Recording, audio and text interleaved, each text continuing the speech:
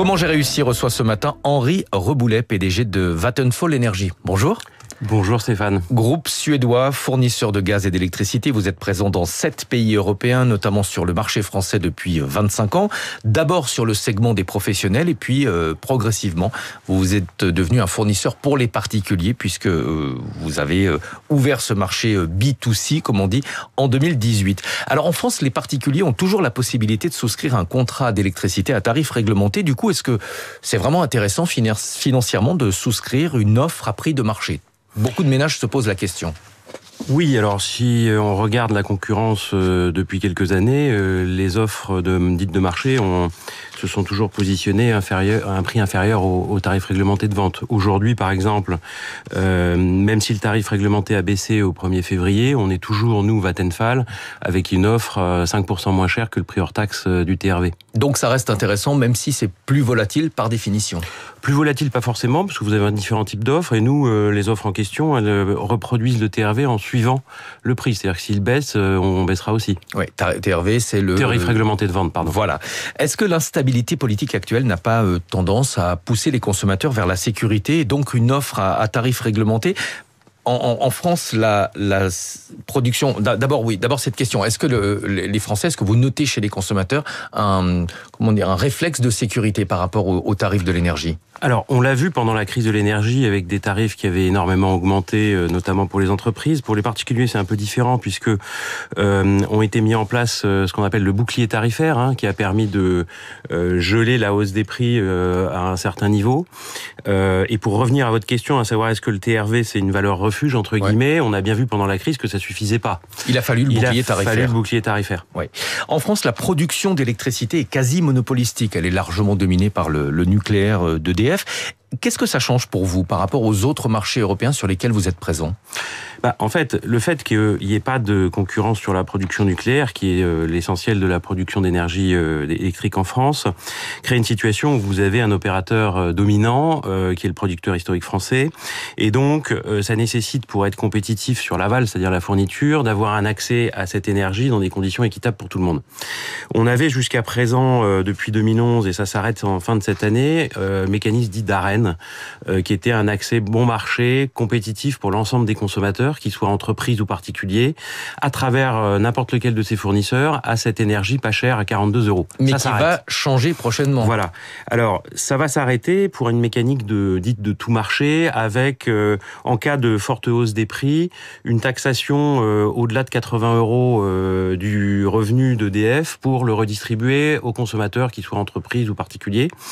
On estime que c'est pas une bonne méthode, parce qu'en fait, déjà, ça va multiplier quasiment par 2 le prix en cas de hausse, et ça donne très peu de visibilité à nos consommateurs, qu'ils soient entreprises ou particuliers. C'est pas bon pour l'attractivité de l'économie française. Et là, je vous repose la question, mais est-ce que ça peut être un frein au développement des offres à prix de marché ?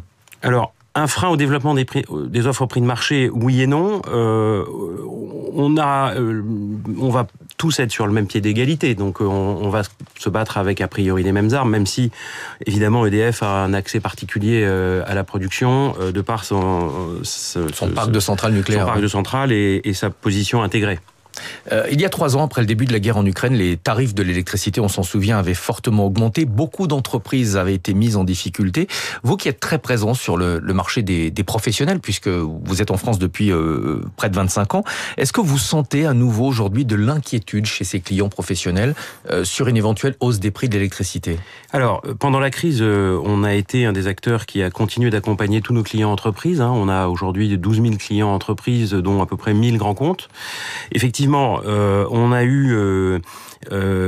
a pris soin de pouvoir les accompagner avec des offres les plus compétitives possibles, parfois en négociant des baisses de tarifs quand on pouvait le faire, en rognant sur notre marge, voire en accompagnant nos clients en difficulté.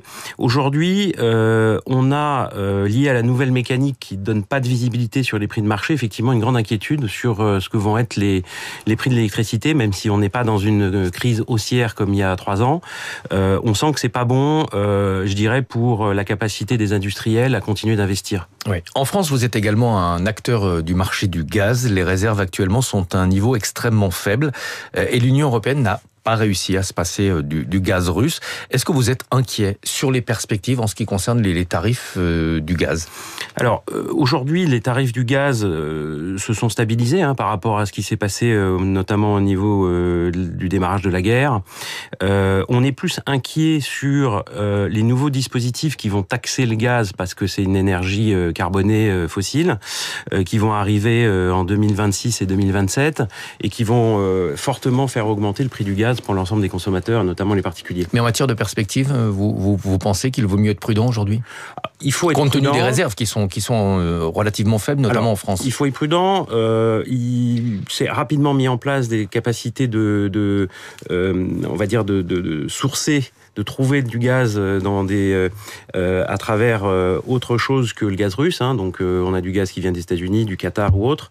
On a trouvé des solutions. Aujourd'hui, les réserves sont basses parce qu'il a fait froid. Elles vont se reconstituer rapidement. Ouais. On va parler un peu de vous par rapport aux autres gros acteurs du marché français. Comment est-ce que vous êtes positionné? Quelle est votre spécificité?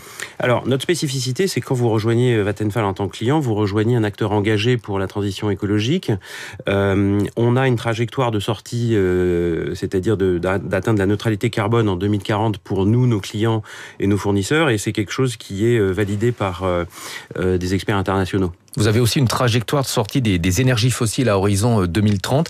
Est-ce que, c'est pas forcément intuitif lorsqu'on est un distributeur de gaz, est-ce que ça veut dire que vous allez accompagner vos clients vers une migration du gaz, vers par exemple de l'électricité décarbonée? Oui, complètement. Aujourd'hui, l'idée, c'est que on vende de moins en moins de gaz dans la durée et de plus en plus d'électricité qui vient de sources décarbonées, donc de nucléaire ou de renouvelables.